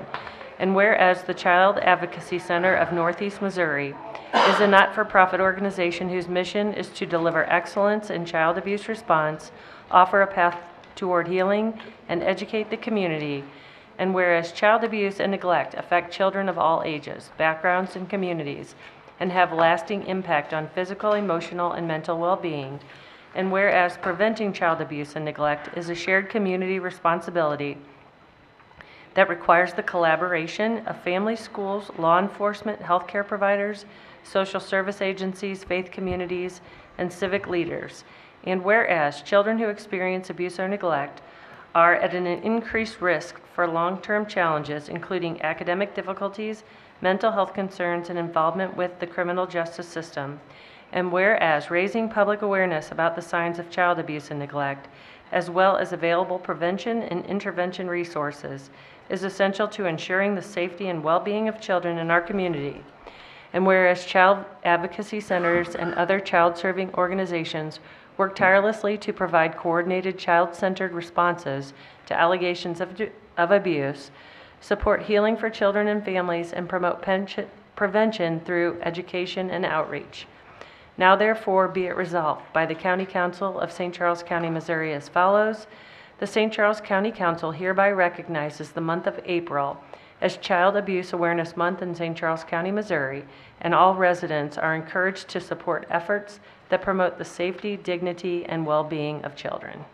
Michelle reached out a couple of months ago and brought this up and asked about coming to speak. So Michelle, would you please introduce yourself and tell us a little bit about Child Abuse Awareness Month? Yes, my name is Michelle Stilley, and I'm the Director of Forensic Services at the Child Advocacy Center of Northeast Missouri. We say CAC for short. And we are a nonprofit organization located in Wentzville, Missouri. We've been there since the year 2000, and we provide services to children who have either made allegations of abuse or children who are suspected to be victims of abuse or witnesses to basically any type of crime. And we are very fortunate to work very closely with investigative professionals such as law enforcement to work with a common goal to bring children to our center as soon as possible after they've made a disclosure of abuse or someone's worried about them, where they talk with a forensic interviewer one-on-one. Our interviews are recorded. Law enforcement, children's division, prosecuting attorneys, and juvenile officers observe those interviews live through closed-circuit television. So the whole goal is that kids only have to talk about the experiences that they've had one time in detail. We then go to court and testify and work really closely with the prosecutor's office as well. But in addition to that, we provide advocacy for the caregivers. Their world has been turned upside down. We have advocates that connect them with resources so they can be in a place where they can provide support to their children through their healing process. And we also have therapy. We offer therapy to every single child and all of their non-offending caregivers that come through our door. And even if they deny it at the time of their interview, that's open to them forever. And all of our services are provided at no cost to children and families. But in addition, we also have a prevention education program that goes into all of the schools, most of them in St. Charles County, to teach kids child abuse prevention lessons, body safety, all kinds of really great programs that I just can't think. But as well as programs for professionals on mandated reporting and handling of disclosures, so they know what to do if a child does make a disclosure to them or if they're worried about a child. So in a nutshell, that's the Child Advocacy Center. We've been there for a long time. We have tours. We would love to have anybody come out. I also handed each of you a brochure that has all that information, as well as a little invitation. Because April is Child Abuse Awareness Month, we always hold what we call a pinwheel ceremony, and you each also have a pin that is the national symbol for child abuse awareness. Our ceremony is just a really great time where we, again, work to educate the community, but also recognize individuals within St. Charles County primarily that have just gone above and beyond in that year to protect kids. So you're all welcome. There may be a location change if the weather is not on our side, but if you are interested and you RSVP, you'll get notification of if there is a location change. So thank you. Mr. Baker. Yeah, Michelle, I just want to say thank you for what you do. I can't think of many jobs that would be more difficult to be involved with than child abuse. So thank you and your organization. So Here, here. It's great to have people like you in our county doing the things that you're doing, so. It's a privilege. We wish we didn't have to be there, but it truly is a privilege. It's a shame that you do, but we appreciate you and your staff for what you do. Any other, Mr. Yeah. Swanson? I've been your facility numerous times. One of my former students is one of their counselors. Oh, great. And having known her since 5th grade and seeing her what she does today, I cannot imagine the stories. And that's why you're pretty much my #1 charity that I donate to because of it. And if you ever get a chance to go to their big banquet, be ready to hear some stories that will change your life. Well, and thank you for that. And in that brochure that I handed out, we also have some really great tax credits for donations that really do help a lot. So, yes. Any other questions? Any other questions or comments? Thank you. Thank you, Michelle. Would you please Thank you. read the resolution and we'll make it official? Resolution number 26-05, sponsored by council as a whole. A resolution for the County of St. Charles, Missouri, to recognize the month of April as Child Abuse Awareness Month. Councilman Hollander, Oh, definitely, yes. Councilwoman York, Yes. Councilman Baker, Yes. Councilman Swanson, Yes, ma'am. Councilman Brazel, Yes. Councilman Hammond, Yes. Councilman Elam. Yes. Thank Michelle, thank you very much. you. Thank you all. That gets us, that will get us to Resolution 2606. Resolution number 2606, sponsored by Mike Elam, requested by Steve Elman. A resolution authorizing the non-binding projected tax rates of the county for the General Revenue Fund and for various special funds of and for the County of St. Charles, Missouri for the year 2026 in order to develop the notice of projected tax liability to accompany the assessor's notice of assessed value, all as mandated by Senate Bill 711, 2008. County Executive. Yeah, Mr. Chairman, Senate Bill 711 was passed by the senator who's now our lobbyist, Mike Gibbons, in 2008, and it was a real effort to try to deal with the whole property tax issue. And of course, we know that's a big issue up in Jefferson City again this year, and hopefully they'll come up with something better than what we've got. But under this, and we've been doing it since 2008, we simply are saying, here's what we'd like to do. And it's non-binding.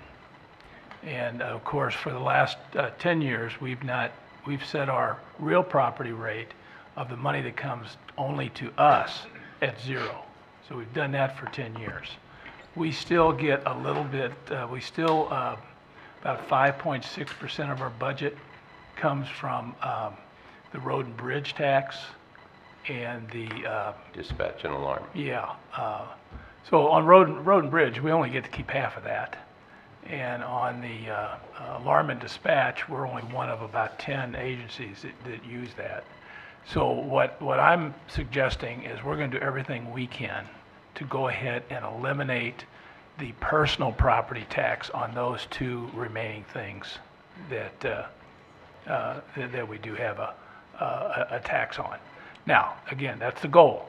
I would tell you right now, 63% of our budget is Sales tax. sales tax. So if we go into a recession or, some sort of economic catastrophe, we may not be able to make it. But this is the goal I'm going to set, and hopefully I can present a good argument to you in September when you have to make the final decision about what to do on this. Any questions or comments on this? Just so everybody's clear, we are rolling that tax rate back. So we're, in fact, going back to 0.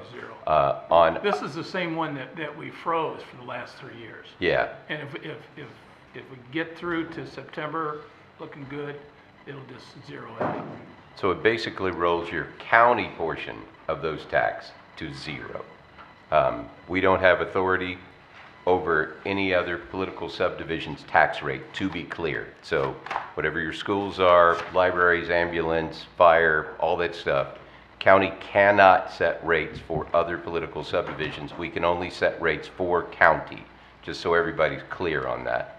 And we are rolling that back to 0 for the projected tax year. So with that, I would ask you to read the resolution. Resolution number 2606, a resolution authorizing the non-binding projected tax rates of the county for the General Revenue Fund and for various special funds of and for the County of St. Charles, Missouri for the year 2026 in order to develop the notice of projected tax liability to accompany the assessor's notice of assessed value, all as mandated by Senate Bill 711, 2008. Councilwoman York. Yes. Councilman Baker. Yes. Councilman Swanson. Yes, ma'am. Councilman Brazel. Yes. Councilman Hammond. Yes. Councilman Elam. Yes. Councilman Hollander. Yes. Resolution 2606 passes. That gets us to Resolution 2607. Resolution 2607, sponsored by Tim Baker and Joe Brazel. A resolution expressing opposition to Missouri Senate Bill 1065, 2026, relating to the reimbursement of non-rate regulated utility providers for facility relocation costs.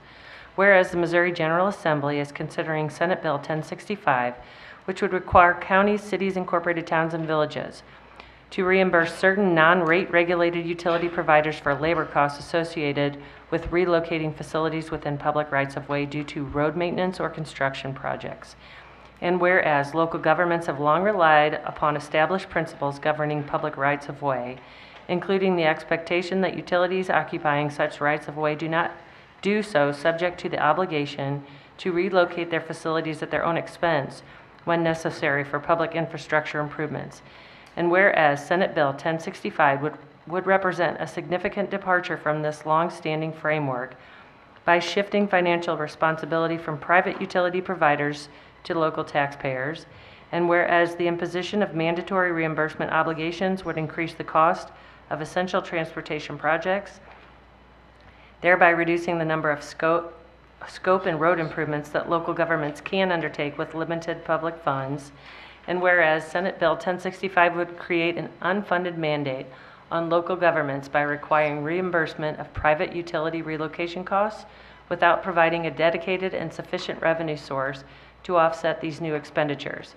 And whereas Senate Bill 1065's requirement that local governments notify utility providers and coordinate relocation schedules within prescribed timeframes introduces additional administrative burdens that may delay critical infrastructure projects.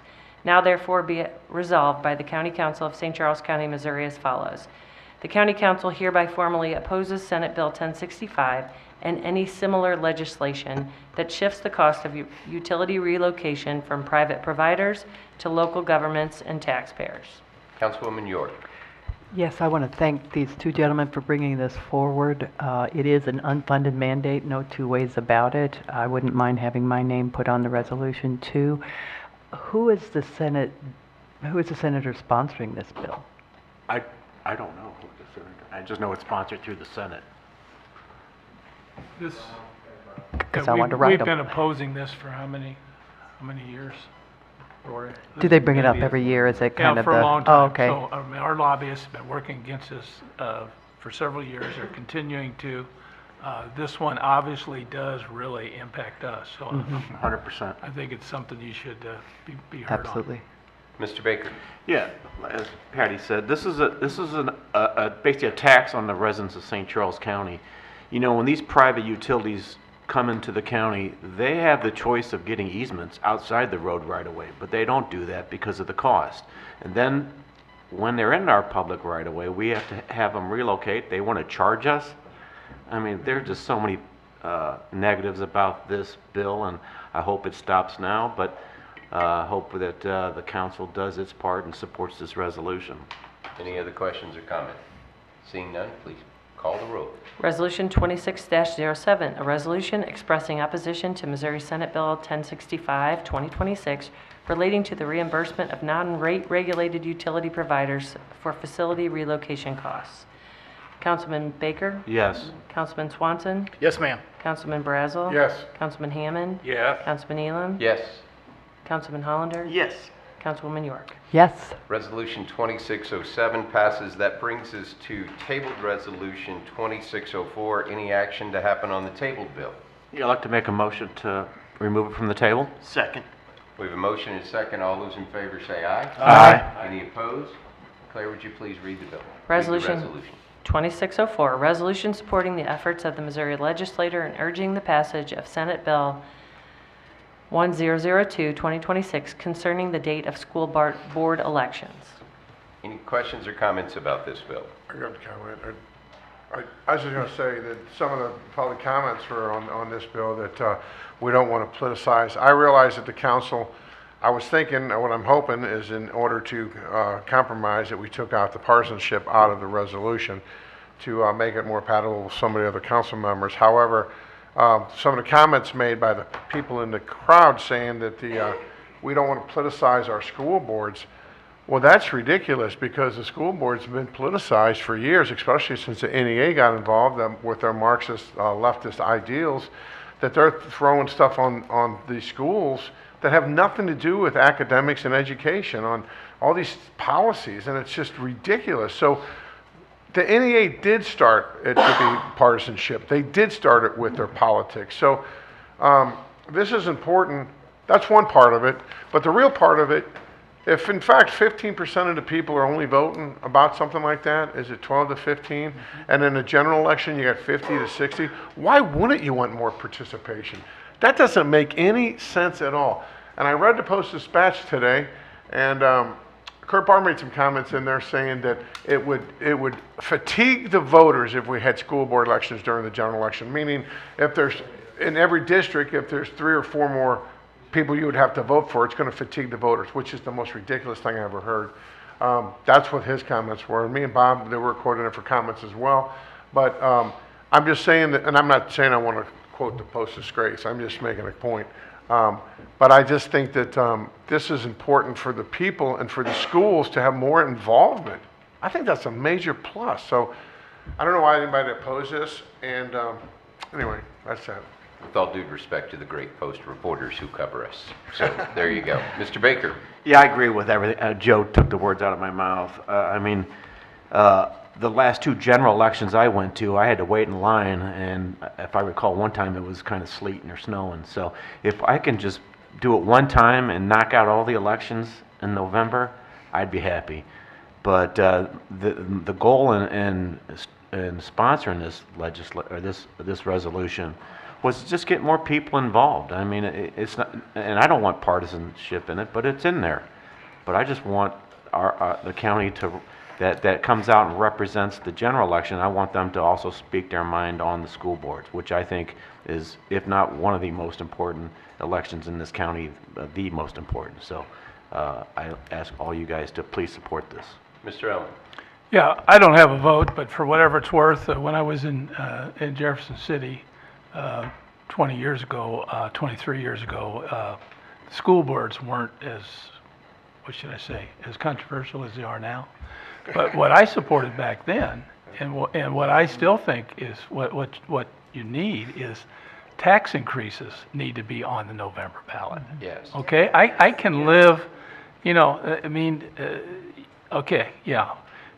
We got the school board making a lot of important decisions, and I'm not against, changing that.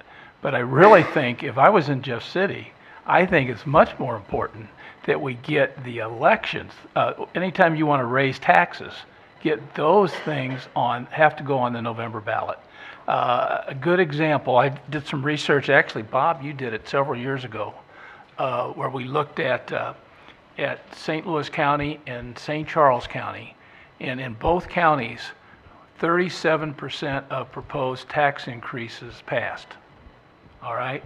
So we basically passed tax increases here at the same, as a conservative county, at the same rate that they passed them in St. Louis County, which is much more liberal. Okay? And I think one of the reasons for that is because most of them are voted on in April. And we don't have as many people show up. So if you want to, if any of my people in Jeff City ask me my opinion on this, I'm going to say we need to have the elections in November for sure. Any other questions or comments? Ms. Swanson. Yeah, just 2 points here. Fear of the unknown is something that happens, and I don't know how all of you guys are going to vote on this, but when you look at how many states are currently doing this, it's about half of them. And you're hearing no issues from these other states about moving school board elections to November.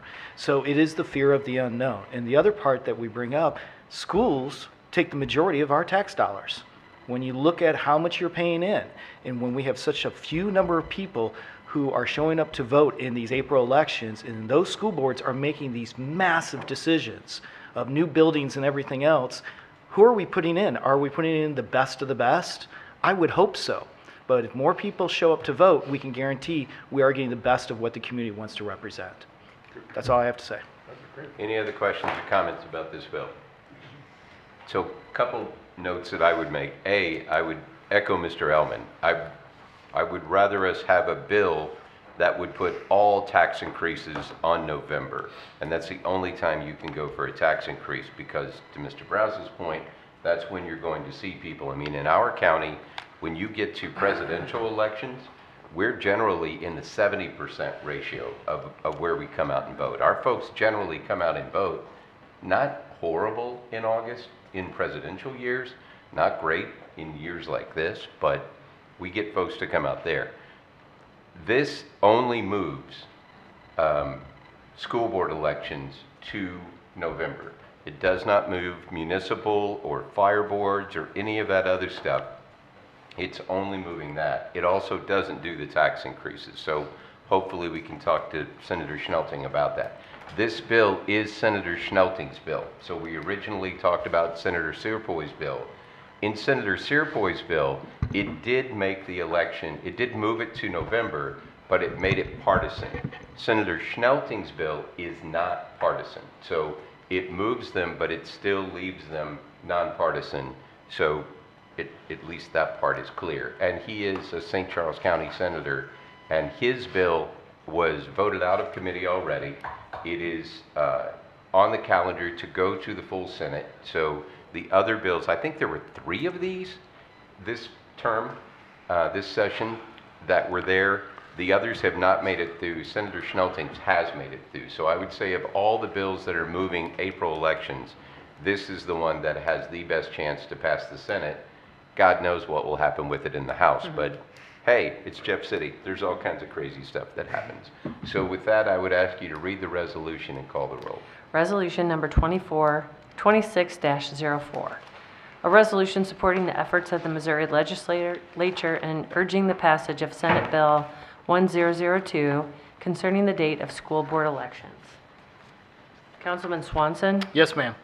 Councilman Brazel? Yes. Councilman Hammond? Yeah. Councilman Elam? Yes. Councilman Hollander? No. Councilwoman York? No. Councilman Baker? Yes. So resolution 2604 passes. That gets us to actual bills for final passage. We're actually doing that tonight, starting with Bill 5472. Bill number 5472, requested by John Lyons, sponsored by Matt Swanson. An ordinance approving an intergovernmental agreement for project cost reimbursement between St. Charles County, Missouri and the city of O'Fallon, Missouri. Any questions or comments about this bill? Seeing none, please call the roll. Bill number 5472, an ordinance approving an intergovernmental agreement for project cost reimbursement between St. Charles County, Missouri and the city of O'Fallon, Missouri. Councilman Brazel? Yes. Councilman Hammond? Yeah. Councilman Elam? Yes. Councilman Hollander? Yes. Councilwoman York? Yes. Councilman Baker? Yes. Councilman Swanson? Yes, ma'am. 5472 passes. That gets us to 5473. Bill number 5473, requested by John Lyons, sponsored by Matt Swanson. An ordinance approving an intergovernmental agreement for project cost reimbursement between St. Charles County, Missouri and the city of Wentzville, Missouri. Any questions or comments about this bill? Seeing none, please call the roll. Bill number 5473, an ordinance approving an intergovernmental agreement for project cost reimbursement between St. Charles County, Missouri and the city of Wentzville, Missouri. Councilman Hammond? Yeah. Councilman Elam? Yes. Councilman Hollander? Yes. Councilwoman York? Yes. Councilman Baker? Yes. Councilman Swanson? Yes, ma'am. Councilman Brazel? Yes. Bill 5473 passes. We've already taken action on 5474 in the amended agenda, so that will get us to Bill 5475. Bill number 5475, requested by Matt Swanson and Mike Elam, sponsored by council as a whole. An ordinance amending section 237.200 of the ordinances of St. Charles County, Missouri to further regulate businesses engaged in the sale of kratom and related substances. Any questions or comments about this bill? Yeah, I got a comment. Mr. Baker? I just want to thank Councilman Swanson for bringing this up and kind of spearheading this, so thank you. I agree. Agreed. This was something that started a long time ago and then just kind of disappeared for 5 or 6 years, and now it's back and it needs to be back. Yeah, we did that with bath salts and a whole bunch of stuff that they were doing. Yeah. Mr. Swanson. And I have received numerous emails for some of the individuals who are professionals selling this and what Yep. they do. And I don't know if you guys received those emails as well, and just how much they are thankful that they're going to get rid of the bad stuff because it gives them a bad name too of the high quality stuff that's out there that's helping individuals. Excellent. Any other comments? Seeing none, please call the roll. Bill number 5475, an ordinance amending section 237.200 of the ordinances of St. Charles County, Missouri to further regulate businesses engaged in the sale of kratom and related substances. Councilman Elam? Yes. Councilman Hollander? Yes. Councilwoman York? Yes. Councilman Baker? Yes. Councilman Swanson? Yes, ma'am. Councilman Brazel? Yes. Councilman Hammond? Yes. Bill 5475 passes. That wraps up bills for final passage, gets us to bills for introduction, starting with 5476. Bill number 5476, requested by Mike Hurlbert, sponsored by council as a whole. An ordinance authorizing the county executive to execute an amendment to the 2017 agreement entered into between St. Charles County and the St. Charles County Soil and Water Conservation District. Any questions or comments about this bill? Seeing none, moves on to 5477. Bill number 5477, requested by Amanda Brower, sponsored by Matt Swanson. An ordinance approving a First Amendment to the intergovernmental agreement with the City of Flint Hill for Highway P and Mexico intersection improvements. Any questions or comments about this bill? Seeing none, please call the roll. No. I'm sorry, Bills. my bad. Sometimes you get a little too quick. So that moves us to 5478. Bill number 5478, requested by Kurt Friz, sponsored by Mike Elam. An ordinance authorizing the county executive to execute a contract between St. Louis County for and on behalf of St. Louis County and Municipal Police Academy Board of Managers and the St. Charles County Police Department for purpose of providing a basic training and continuing law enforcement education to police officers throughout St. Louis County. Questions or comments about this bill? Seeing none, that gets us to 5479. Bill number 5479, requested by Samantha Shadrick, sponsored by Mike Elam. An ordinance amending section 130.110 of the ordinances of St. Charles County, Missouri regarding the employee benefit of the Educational Assistance Program. Any questions or comments on this bill? Seeing no, that gets us to our last bill for introduction, 5480. Bill number 5480, requested by Samantha Shadrick, sponsored by Mike Elam. An ordinance amending section 115.335 of the ordinances of St. Charles County, Missouri regarding the county employee career development program. Any questions or comments? Seeing none, that'll wrap up bills for introduction. That gets us to announcements and miscellaneous. Any announcements or miscellaneous from anybody? I'll just throw this out there. Thanks for staff. There's so many roads that are being fixed out in western St. Charles County. A lot of the residents are seeing the signs. They know it's going to be some trouble out there, but we're progressing. If you haven't been through the I-70 interchange area, a lot of movement going on. You start seeing dirt move very quickly, so MoDOT's been doing a great job moving that along at a very rapid pace. So I appreciate all of that, and can't wait for the Final Four. There you go, Let's Mr. go, Baker. Illinois. Yeah, I just want, I received notification tonight, and I think Councilman Brazel did also, that the state has repealed voted to repeal the emissions testing in St. Charles County. So I don't know if that's, I don't know what the next step is. If the governor has to sign it or has to veto it, but I think we're one step closer to getting rid of that legislation that penalizes, I believe it's only 3 counties in the state, St. Charles, Jackson, and St. Louis, but I may be incorrect on that, but I just want... Jefferson County also? Okay. So I just want to pass the word on to the voters of St. Charles County. Anything else? Yes, Mr. County I Executive. apologize for all of you having to deal with the crowd tonight. Hey. What we signed up for. I know.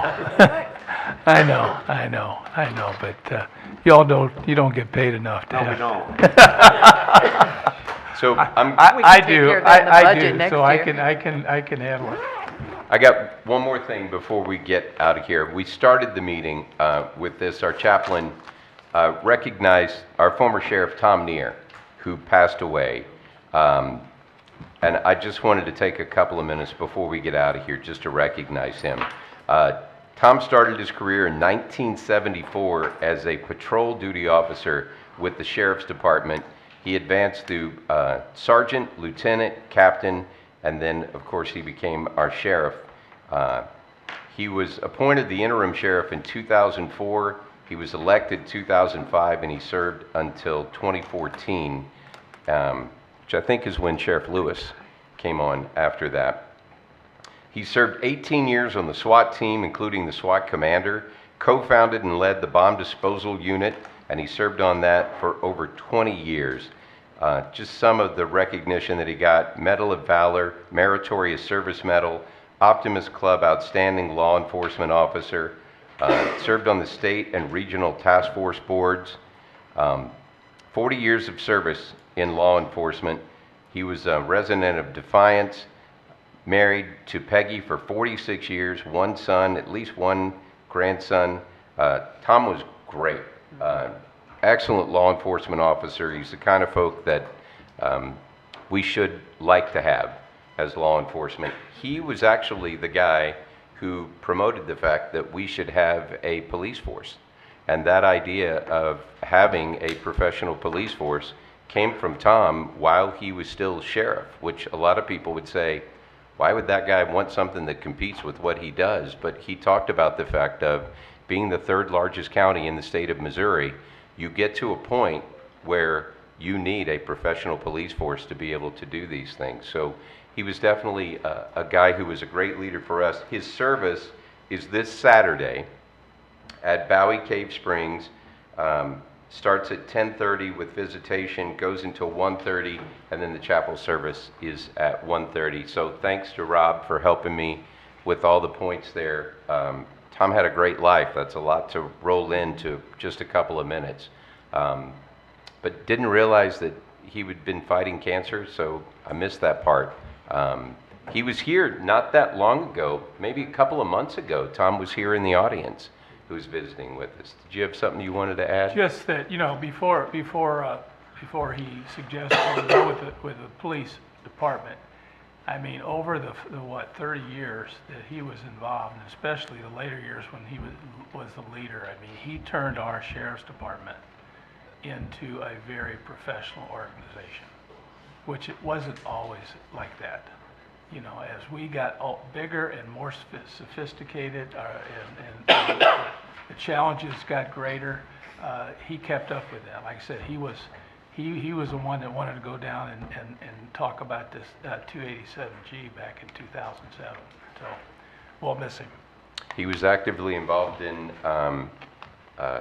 Sergeant Bush in renaming the range for Sergeant Bush as well. So just wanted to recognize Tom's great career for the county. Give the best to Peggy and the family as they're going through a tough time. Again, his service starts at, visitation starts at 10:30 at Bowie Cave Springs, and then services at 1 o'clock. So thank you, Tom. So with that, I would entertain a motion to adjourn. Motion. Second? Second. All in favor? Aye. Have a great evening.